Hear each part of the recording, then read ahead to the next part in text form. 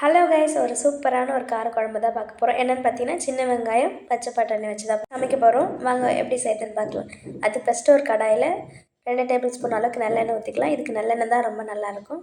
அதுக்கப்புறமா ஒரு 100 gram 200 gram அளவுக்கு சின்ன வெங்காயம், அப்புறமா கொஞ்சம் கை நிறைய பூண்டு எல்லாத்தையும் உரித்து வச்சு ஆட் பண்ணிக்கலாம். அதுக்கப்புறமா வெங்காயம் நல்லா வதங்கி வந்ததுக்கப்புறமா ஒரு பெரிய பழுத்த தக்காளியை எடுத்து அரைச்சி அதை சேர்த்துக்கலாம். இப்போ தக்காளி நல்லா பச்சை வாசனை போனதுக்கப்புறமா நம்ம முளைக்கட்டி வச்சுருக்க பச்சை பட்டாணி அப்புறம் அவரைக்காய் இருக்கு இல்லையா, அந்த சீட்ஸ் சேர்த்து நல்லா மிக்ஸ் பண்ணி விடுங்க.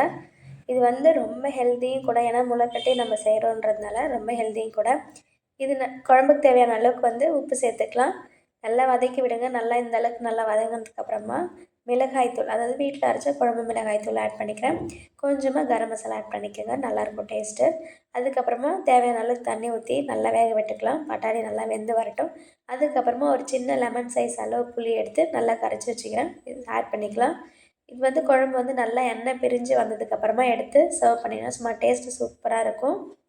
இதுக்கு சைட் டிஷ்ஷே தேவையில்லை, வெறும் அப்பளம் மட்டும் போதும். பார்த்தா கலர்ஃபுல்லாக இருக்குல்ல.